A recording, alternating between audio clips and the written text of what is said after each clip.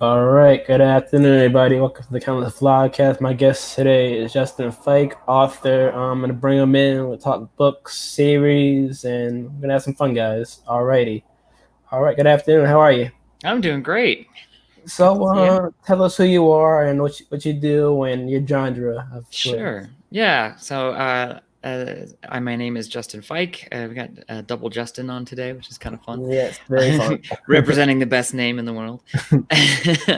I'm a fantasy author. I love fantasy. I love all kinds of fantasy, honestly. Write different styles of it.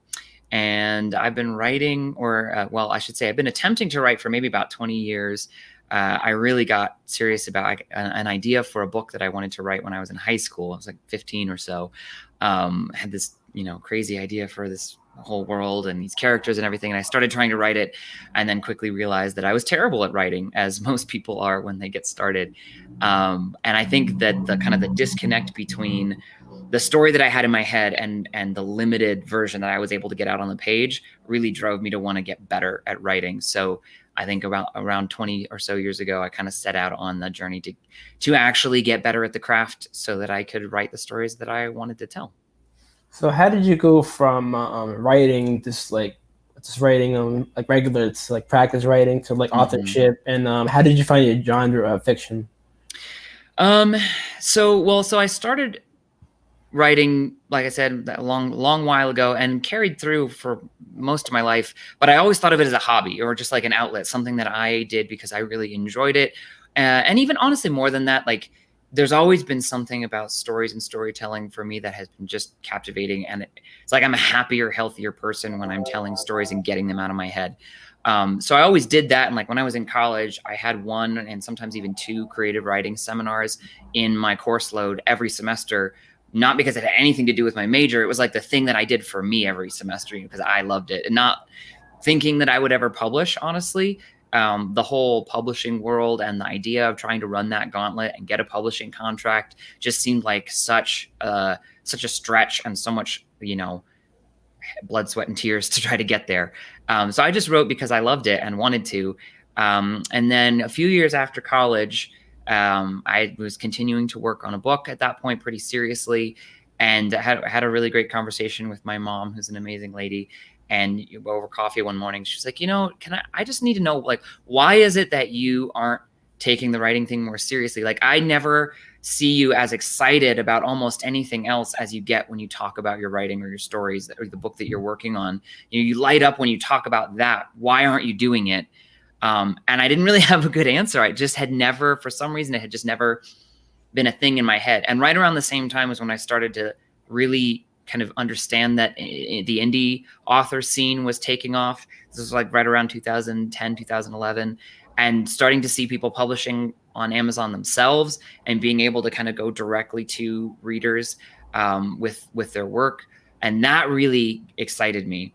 The idea that I didn't have to like do all this work and then maybe hope that someone would decide to publish it, but that I could just know that it was going to get out there and that at least some people would be able to read it. I think that was the kind of the motivation that I needed to actually to push through with it. So from there, I was really fortunate. I got accepted to a master's program at Oxford University for creative writing, which was a fantastic experience. And I really learned a lot there. It was a 2-year program. So after I finished that, I kind of hunkered down and finished my first full book that I actually released in 2017 and have been kind of on that train ever since. So from that point of from Oxford to you sitting down with your mom and coffee to experience of publishing your first book in 2017 to now though, and let's talk about the recent book you've written. What's the name of the book and what led you to write that book? What Sure. was the process like? Yeah, so currently publishing a full series called the Far Shore Chronicles. I have 3 books released and just released a box set of the first 3 books, which is what I'm kind of focusing on right now. Is that box set release? And it's a very sort of sword and sorcery, high adventure fantasy, kind of in the mode of like if you think like Princess Bride and those kinds of, or like, great 90s fantasy, which is what I just loved growing up. R.A. Salvatore and Raymond Feist and Mercedes Lackey and kind of those authors in the late 80s and 90s who were just writing these like just really colorful, adventure fantasy type stories. And I really wanted to write something like that. I wanted to write a story that that I had in my head for a while, and that maybe wasn't.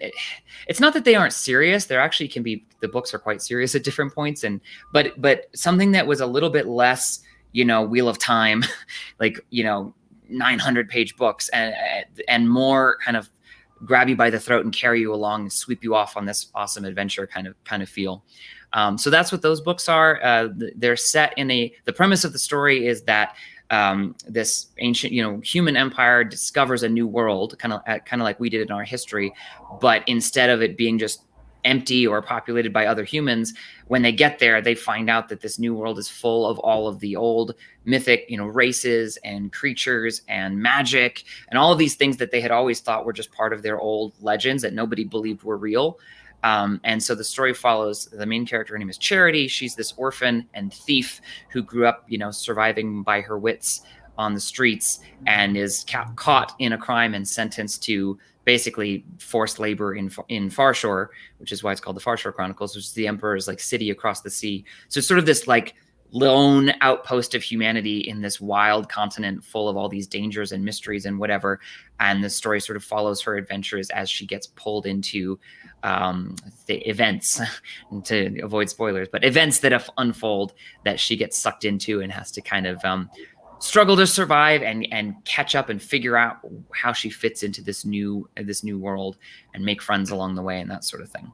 So in terms of world building and character building too, what is your approach to that too? Do you build the world first, do you build the character first, and do you have characters you you write out and then you maybe kill them off and maybe I'm not going to use that character, and you have that, right? You're always changing. What's that like for you? Yeah. So in this case, definitely fleshed out the world first. I had the concept for the idea of a story that was set in this really interesting new world.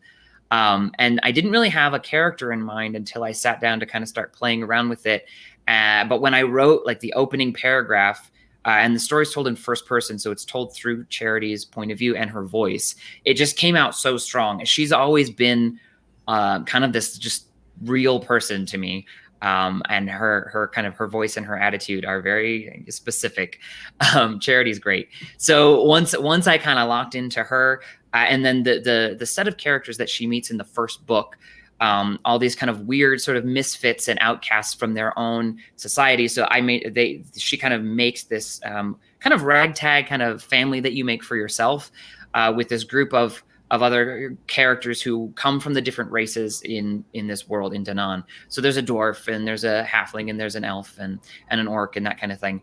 But I really pushed to try to strike a balance between having, familiar fantasy races, familiar fantasy elements, but making sure that for each one that I worked really hard to flip it around and do something different and have fun kind of exploring a different way, a different take on that race. So for example, the dwarves are actually more like Vikings that live on these frozen islands and roam the coasts in their giant longships. And the halflings are actually not nice at all. Everyone in Danann is terrified of halflings because they live in the southern jungles. And, everyone knows that if you go wandering off into their territory, you're probably going to get captured and have your heart ripped out in a blood sacrifice, because halflings are kind of no joke. So just having fun, kind of finding ways to spin these familiar concepts in some new ways, and then enjoying kind of what comes out of that. So, who do you study in terms of other authors, and who inspires you when you're writing and reading? Such a long list.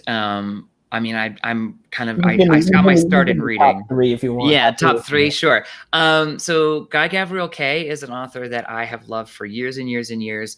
He writes what I would call historical fantasy, where he takes a time and a place from our history and then uses it as an inspiration point to tell these beautiful stories in these really, really incredibly well realized settings and worlds that are kind of familiar but also really different. And I love my background, my undergraduate background is in history, so I've always loved his books, and I kind of aspire to sort of hit maybe a little bit close to what he's able to do. Obviously I love Neil Gaiman. I don't think that's a surprise. I think most fantasy fans love his work. He just does such an incredible job of bringing you into a different mindset, almost like seeing the world in a different way and feeling things that maybe you haven't felt before, and getting caught up in the mystery of the stories that he tells. And then honestly, Jim Butcher is one of my huge influences. I love his series, The Dresden Files. I love his writing. Mostly just I love the way that he mixes really fast-paced stories with these really complex and interesting characters that grow over the course of a long series. And that's definitely something I'm trying to do with the Far Shore Chronicles, where within each individual book, you have a tight story, but then as you read them one on top of the other, by the time you get to book 4, book 5, book 6, and so on, that you've really gotten to know these characters. And so the things that are happening to them, I love that kind of continuity, because I think it just gives more weight to the story when you're experiencing something with characters that you've really gotten to know and gotten to love over a longer period of time. So, would you consider yourself pantser or more of a plotter when you're doing this? 'Cause I know in terms of character building, it can be tough. Like, Yeah, you for describe sure. the characters like really detailed, like do the detailed world and characters too. So, would you, from like the beginning of your writing to, like, I guess 2017 when you first got more like serious about publishing to like now, would you be saying you're more of a pantser, more of a plotter? That's a good question. I started out as an obsessive plotter. Like, I plotted everything I had, and like it was actually a problem. Like, I think it was a little bit of a crutch where maybe I didn't feel fully confident in my own abilities as a writer, and so I tried to compensate for that by like planning everything to make sure it would be good. But it was really limiting. It made my writing a lot slower, and B, I think like it was a little too, it felt like some of what I was writing was dry, because it all made sense and it clicked together, but it didn't quite have that spark. So I'm still, I would lean more in the plotting direction. Like, I sit down and outline each book, and when I get started, I kind of know, I definitely know where it's going to end. Like, I always have a really good climax figured out, because I think that's really important to know like what you're writing towards.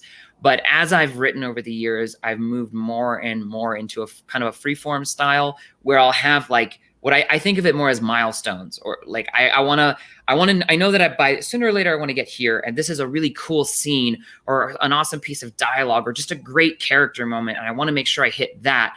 And then, but I let myself sort of play around and have fun getting from here to there, and sort of the discovery of just writing, and letting kind of just getting sunk down into the story, and then letting the characters do things and surprise you.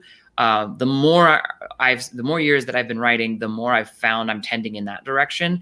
And I think I enjoy the writing more when I do that. And I also think that the end result is a lot stronger and more exciting for the reader, or at least hopefully that's the case. So certainly moving more in that direction over time. Great. So, in terms of publishing or self-publishing too, what would you choose self-publishing independent route to for you? And do you find you're able to like be more free in your writing with that? Definitely. I think it makes it a lot easier. I mean, everybody has to figure out what works for them, right? And what their goals are for their work. But for me, it makes it a lot easier for me to just say, what am I excited about? What pace do I want to work at? And what do I think people are going to enjoy reading? Rather than having to kind of think, what is a publisher going to want to pick up right now? Which is sort of a different question. And it just makes it easier for me to actually write freely. And partly, like I said earlier, I kind of need to know that the thing that I'm working on is going to see the light of day for me to be excited about it. And, I'm not saying I have to, if a million people don't read this, I'm not going to write it. It's definitely not the case. Like, I'm just happy if some people read it and it gets to be out there and exist in the world. But the idea that like, man, by the time I finish this, then I'm going to have to go through this whole process of shopping it around and really just hoping that it gets in front of the right person at the right time.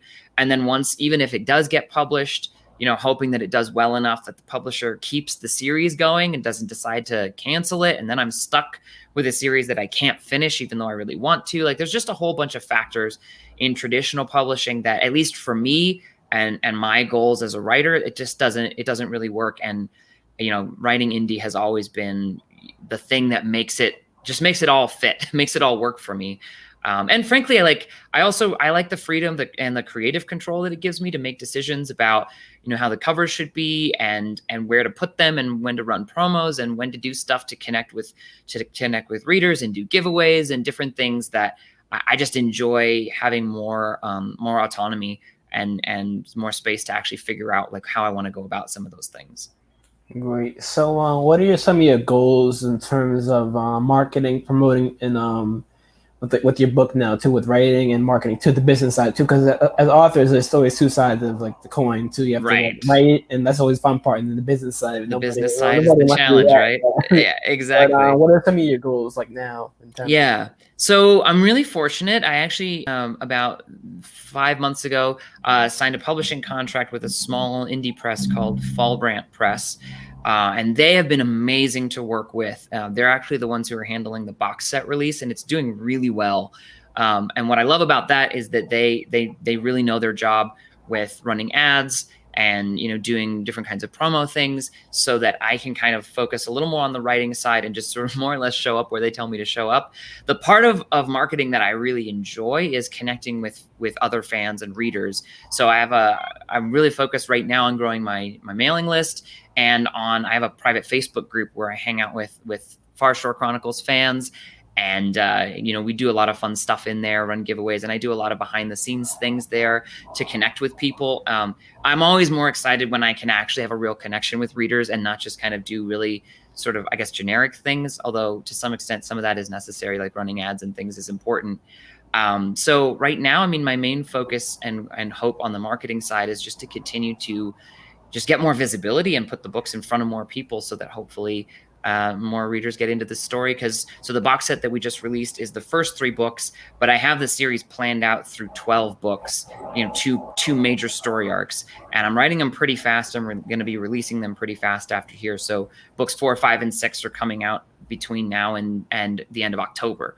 So hoping to get the series in front of more readers, so that more people can jump on and kind of follow the adventures as they go. So, who is your audience now, and who do you want to expand to? If you had like an ideal audience, you want to like tailor your book to. Yeah. So honestly, when I'm writing, the kind of person that I have in my head is honestly, it's kind of like a reader like I was when I was younger. I mean, I still am, but especially when I was younger, where it's like I never felt like I could find enough of what I enjoyed. Like I would find something I loved and blow through it and be really excited about it. And then I would want to try and go find something else like that. And it would, I exhausted what we had in our library. So just people who just love to get into a great story and get lost in it. Definitely, of all ages, frankly. So I'm not, I like my books, the Far Shore Chronicles lands kind of on the upper young adult, early adult reader kind of age range spectrum, but I have a lot of fans who are like in their 60s who really enjoy them, because I just focus on telling a great story. So anyone who has that kind of like just loves to read, not just to read, but to engage the story and really get into it, more or less across sort of demographic boundaries, have tended to really like the books. So I would just love to, maybe see it get into more of those spaces where they can get shared around with more people and who enjoy that kind of thing and enjoy those kind of stories. Awesome. So, two-part question here. Hmm. What's been the feedback from the first couple of book, the first book, and then what do you want people to take away from it too? When you're like writing these books too, Yeah. what do you want people to take away from it too? And has it connected? Like, what's your thoughts from your brain to the book to people, other people? Has it connected? Which do you want with your goal? Yeah, for sure. Feedback has been really good. The reviews are really strong. A lot of good, like honestly, I've been really blown away and very grateful and excited to see that like readers are really enjoying. A lot of people, really common comments that I get is that people love Charity, which is not surprising because she's great. Like obviously I'm biased, but I think she's a fantastic character. She's very sassy, very like quick-witted and a little quick-tempered, and but also like as a female character, she's a survivor. She takes care of herself. She doesn't wait around for someone to come and rescue her. And I think she's a great female character, and I've heard that from other people as well. So the feedback has been really good. People really enjoy the series. I will say, like, the books are shorter format, faster paced, so they're not necessarily for everybody in the sense that they're not like what I would think of as epic fantasy. I mean, I love epic fantasy. I love sinking your teeth into a really just a long format book that is just going to pull you into this longer, maybe slower burn kind of story. And I do have another series that I've started that I'm excited to release that is more in that style. The Far Shore Chronicles are more what I would think of as like adventure fantasy. So, I've definitely heard from some readers that like maybe that's not their cup of tea, and that's totally fine. But people who enjoy a fast-paced read that really pulls you in and keeps you locked in and doesn't kind of waste any time with unnecessary things, and the pace moves along really fast, have loved the book. And my writing is, I would say, kind of cinematic in style. So I think it's easy to sort of visualize what's happening on the page and just get pulled into it, almost like watching a movie, and that pace of storytelling. So yeah, so far, honestly, the feedback has been really good, and I've been really grateful for that. I think for the second part, what I hope that someone gets from the book is that experience of being so absorbed in a story that when you're done, you look up and you realize that like it's later than you thought it was, or you actually just get distracted from your own life for a little while, from what you're dealing with, and you actually get to just fully get immersed in a world and get carried along with a set of characters that become real to you. So that's what I love as a reader. Like, I want to be completely like bought in.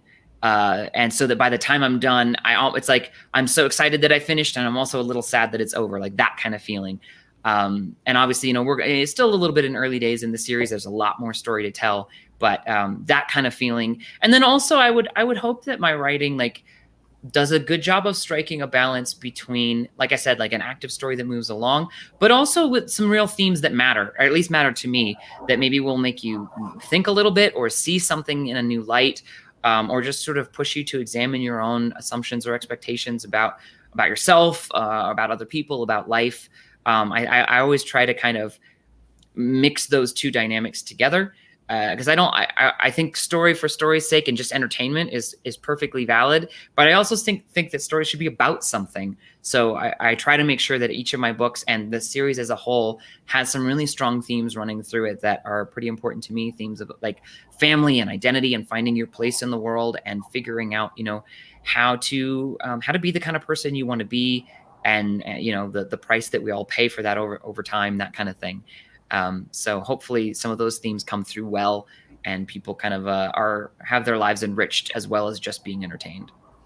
So you've had a lot of experience in the game, or a couple of years in the game now. So if you give advice out there to young authors and young readers out there, and just people starting out, or maybe just like struggling with their like writing or publishing, so if you give some advice, that'd be great. Piece of advice, yeah, I think for me the biggest thing that I would say is to not wait. And specifically by not wait, what I mean is don't be so in love with whatever you're currently working on that you obsess over trying to perfect it. I mean, I would say for the first book that I wrote and published took me maybe 18 years to actually finish. And a lot of that time was spent learning how to write. So that's but even once I like finished my master's degree, it took me like 4 years to finish the book because I was obsessing over it so much. And in my head, it was like, this is the thing, and I have to make it perfect. And that really, honestly, it slowed me down. I personally think that whatever you're writing now, it's not going to be as good as whatever you write next. It shouldn't be, because the act of actually writing and finishing a story, you're going to learn a lot. You're going to develop your skills. You're going to develop your voice. So I think just, yes, be completely committed to your project, to be committed to what you're working on, love it to death, but finish it. And push yourself to not obsess over making it perfect so that you can actually get it done, and then let yourself move on to something else and trust that you will have, your next great idea, your next great characters will come after the ones you're working on now. And I think it's better to learn as you go and make tracks, like get books written and put them out there, because that feedback loop from your readers and just frankly the experience of getting through writing the end of a book and then the challenge of going, oh geez, now I got to come up with a new one.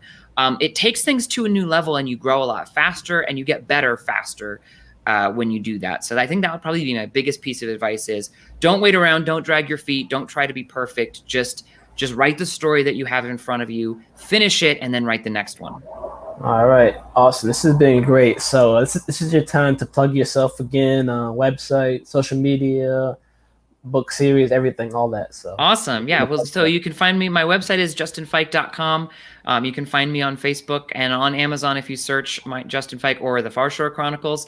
You'll find the box set right now, which is only 99 cents. So I think it's a fantastic deal for 3 full books. And it's in Kindle Unlimited. If you're in that program, you can just grab the books for free and read them.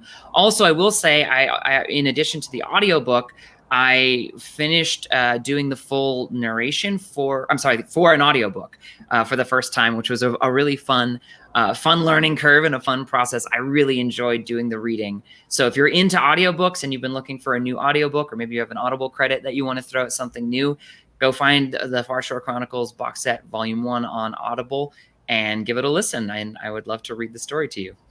All right, Justin, it's been great having you on, sharing your story. Everything has been awesome. Thank you. Yeah, thanks, man. Thanks for having me on. This was really, really fun. And no problem, man. Thank you guys for watching too. If you guys want to rewatch this, go to the Countless Vlogcast. Make sure you guys follow Justin on Facebook, his website, Instagram, Twitter, all that too. So thank you guys for watching. Thank you, Justin, for coming on. Yep. Bye, everyone.